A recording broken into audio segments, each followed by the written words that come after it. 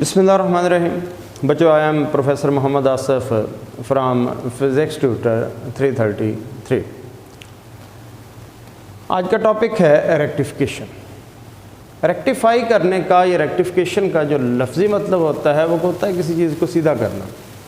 वो अक्सर जो है वो इंग्लिश में एक फ्रेज़ इस्तेमाल करते हैं, किसी को जब कहना हो कि मैं तो आपकी तबीयत ठीक कर दूंगा तो कहते हैं आई विल रेक्टिफाई यू, मैं आपको सीधा करके रख दूंगा। तो एक ऐसा करंट जो कि पल्सुएटिंग था, जिसमें अप्स एंड डाउन्स थी, जिसको हम एसी कहते हैं, उसको अगर पकड़ के सीधा कर दिया जाए तो इस प्रोसेस को क्या बोलते हैं? रेक्टिफिकेशन बोलते हैं। अगर हम फिज़िक्स की लैंग्वेज में बात करें तो हम कहते हैं कि it is the process in which alternating current is converted into direct current. जिसमें अल्टरनेटिंग करंट जो है उसको डायरेक्ट करंट में कन्वर्ट किया जाता है। This process is called rectification. Rectification के लिए हम यहाँ पे सेमीकंडक्टर जो है वो डायोड इस्तेमाल करते हैं, जिसे पीएन जंक्शन जो है वो डायोड कहते हैं। ये सेमीकंडक्टर पीएन जंक्शन डायोड जो है, पीएन जंक्शन डायोड जो है इस मकसद के लिए इस्तेमाल होता है और इसके कहते हैं कि it is the best rectifier. Rectification दो तरह की होती है, हाफ वेव रेक्टिफिकेशन और फुल वेव रेक्टिफिकेशन।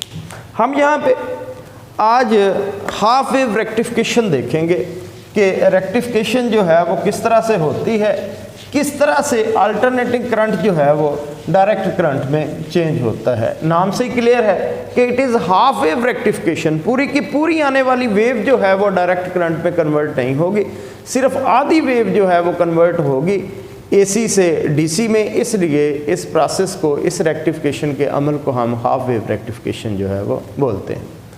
तो हमारे यहाँ पे half wave rectification, half wave rectification यानी कि हाफ वेव जो है, आधी वेव जो है वो एसी से डीसी में कन्वर्ट होगी, इसलिए इसको हाफ वेव रेक्टिफिकेशन कहते हैं। बड़ा सिंपल सा सर्किट है इसका कि ये एक पीएन जंक्शन डायोड है, ये लोड रेजिस्टेंस है जिसके इक्रास हम आउटपुट लेते हैं और एल से शो करते हैं रेजिस्टेंस लोड। ये जो है हमारा आउटपुट टर्मिनल है जिसको 2 टर्मिनल कहते हैं, और ये जो है वो हमारा इनपुट टर्मिनल है, यहाँ से हम अल्टरनेटिंग करंट प्रोवाइड करते हैं। इस टर्मिनल को हम 1 टर्मिनल कहते हैं। तो यहाँ से इनपुट जाती है और यहाँ से आउटपुट जो है वो हमें मिलती है। इनपुट जो है यहाँ से जो हम प्रोवाइड करते हैं वो इस तरह की होती है। कंप्लीट एसी साइकिल इस तरह का है।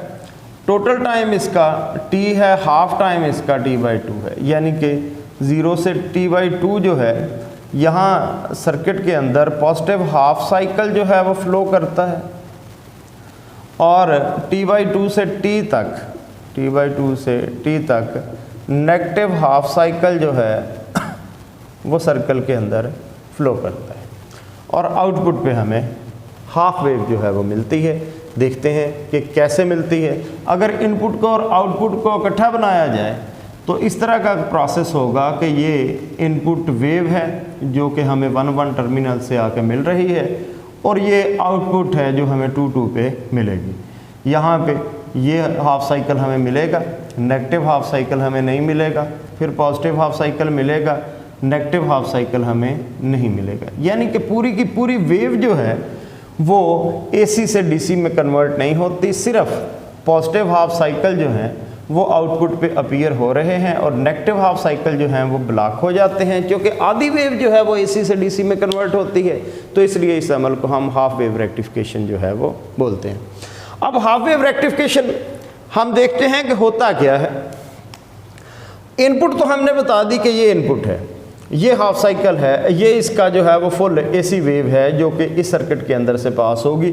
0 से t/2 जो है वो इस सर्किट के अंदर से पॉजिटिव हाफ साइकिल फ्लो करेगा, और t/2 से t तक जो है वो इस सर्किट के अंदर नेगेटिव हाफ साइकिल जो है वो फ्लो करेगा। जब पॉजिटिव हाफ साइकिल जो है वो फ्लो करेगा 0 से t/2 के दौरान, तो क्या होगा? तो ये साइड जो है इस सर्किट की पॉजिटिव होगी और ये नेगेटिव होगी। ये पीएन जंक्शन डायोड है, ये इसकी जो वाइडर साइड है ये P होती है, और ये जो है इसकी थिनर साइड जो है ये N होती है, इसको एनोड कहते हैं, इसका कैथोड कहते हैं। तो ये इसका जो है ये एनोड है और ये इसका कैथोड है पीएन जंक्शन का। तो पॉजिटिव हाफ साइकिल 0 से T/2 के दरमियान जब सर्किट में से पास हुआ तो ये साइड पॉजिटिव हो गई और ये नेगेटिव हो गई। पॉजिटिव का मतलब है कि इसका एनोड जो है it is at higher potential और कैथोड जो है it is at lower potential. तो हुआ क्या कि पॉजिटिव हाफ साइकिल के पास होने से एनोड जो है वो हायर पोटेंशियल पे चला गया और कैथोड जो है वो लोअर पोटेंशियल पे चला गया। जब एनोड हायर पोटेंशियल पे हो और कैथोड लोअर पोटेंशियल पे हो तो it is the basic requirement for the forward biasing of PN junction. तो ये पीएन जंक्शन जो है ये फॉरवर्ड बाइस हो जाएगा। फॉरवर्ड बाइसिंग में क्या होता है कि जो रेजिस्टेंस होती है जंक्शन की वो इंतहाई कम हो जाती है और जो सिग्नल पीछे से आया है वो आउटपुट पे अपीयर हो जाता है। तो ये सिग्नल जो है वो पीछे से आया था, पीएन जंक्शन फॉरवर्ड बाइस हो गया और अक्रॉस द लोड रेजिस्टेंस जो है वो हमें ये सिग्नल जो है वो मिल गया। अब क्या हुआ during the negative half cycle T/2 से T, during the negative half cycle, जब नेगेटिव हाफ साइकिल इसमें से पास होगा सर्किट में तो ये साइड जो है ये नेगेटिव हो जाएगी और ये साइड जो है वो पॉजिटिव हो जाएगी सर्किट की। अब क्या हुआ anode is connected with the lower potential and cathode is attached with the higher potential, यानी कि एनोड जो है वो लोअर पोटेंशियल पे चला गया पीएन जंक्शन का और कैथोड जो है वो हायर पोटेंशियल पे चला गया। तो this is the basic requirement for the reverse biasing of PN junction. तो ये पीएन जंक्शन जो है अब क्या हो जाएगा रिवर्स बाइस हो जाएगा। रिवर्स बाइस में क्या होता है कि इसकी रेजिस्टेंस जो है वो बहुत ज़्यादा बढ़ जाती है। तो ये रेजिस्टेंस इतनी बढ़ जाती है बिकम्स इन्फिनिट कि ये आने वाला कोई भी जो पीछे से सिग्नल है वो इसमें से पास नहीं हो सकता। सिग्नल आएगा लेकिन इसके रिवर्स बाइसिंग की वजह से वो सिग्नल आगे फ्लो नहीं करेगा। यहाँ पे सिग्नल अपीयर आउटपुट पे नहीं हुआ, फिर पॉजिटिव साइकिल अपीयर होगा, नेगेटिव अपीयर नहीं होगा, फिर पॉजिटिव अपीयर होगा, नेगेटिव अपीयर नहीं होगा। देखें ज़रा ये आपका जो है ये इनपुट सिग्नल है और ये आउटपुट सिग्नल है। इनपुट सिग्नल जो है वो 0 T/2 T and so on. ये 0 से T/2 जो है पॉजिटिव हाफ साइकिल था, ये आउटपुट पे अपीयर हो गया। क्यों अपीयर हुआ? क्योंकि इस दौरान जो आपका पीएन जंक्शन था वो फॉरवर्ड बाइस था। T/2 से T तक नेगेटिव हाफ साइकिल है, ये आउटपुट पे अपीयर नहीं हुआ। क्यों अपीयर नहीं हुआ? क्योंकि इस दौरान आपका पीएन जंक्शन जो है वो रिवर्स बाइस था, उसने सिग्नल को ब्लॉक कर दिया, आगे आउटपुट पे नहीं पहुंचने दिया। तो इस तरह से पूरी वेव जो है वो आउटपुट पे अपीयर नहीं होती, सिर्फ उस वेव का आधा हिस्सा आउटपुट पे अपीयर होता है। इसलिए इस प्रोसेस को हम हाफ वेव रेक्टिफिकेशन जो है वो कहते हैं। हाफ वेव रेक्टिफिकेशन जो है वो नॉर्मली इलेक्ट्रॉनिक्स में ऐसी जगहों पे इस्तेमाल किया जाता है जहाँ पे आपने पल्स क्रिएट करना होती है। तो इसको बाकायदा तौर पे पावर सप्लाई के तौर पे तो इस्तेमाल नहीं किया जाता। Power supply DC power supply के तौर पे तो फुल वेव रेक्टिफायर ही इस्तेमाल होता है, क्योंकि उसमें आने वाला सिग्नल जो है वो ब्रेक नहीं होता। लेकिन इसमें जो है वो पल्सेस प्रोड्यूस हो रही होती हैं, पॉजिटिव पल्सेस आ रही होती हैं, नेगेटिव ब्लॉक हो जाती हैं। या ये भी पॉसिबल है कि अगर इस पीएन जंक्शन को आप उल्टा लगा दें, अगर आप इसको उल्टा लगा देंगे, एन साइड इसकी इस तरफ कर देंगे और पी साइड इसकी इस तरफ कर देंगे, यानी कि अगर इसको इस तरह से सर्किट के अंदर लगा दें, इसी सर्किट के अंदर ऐसे लगा दें, अब क्या होगा? अब ये होगा कि ये उल्ट अमल करेगा।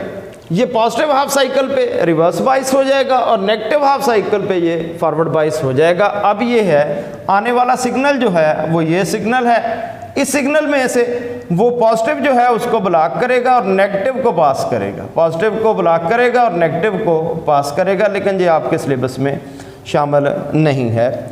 तो इसको दोनों तरीक़ों से ही इस्तेमाल किया जा सकता है, इस तरह से भी इस्तेमाल किया जा सकता है, इन्वर्ट करके भी इस्तेमाल किया जा सकता है। लेकिन इसका एक ही जो है वो काम है कि इसने सिर्फ एक जो वक़्त में सिग्नल जो है उसका एक एंड जो है वो आगे फॉरवर्ड करना है, या तो पॉजिटिव साइकिल को आगे वो पास करेगा या नेगेटिव साइकिल को जो है वो आगे पास करेगा। दोनों को एट अ टाइम जो है वो पास नहीं करेगा, या दोनों को एट अ टाइम एसी से डीसी में कन्वर्ट नहीं करेगा।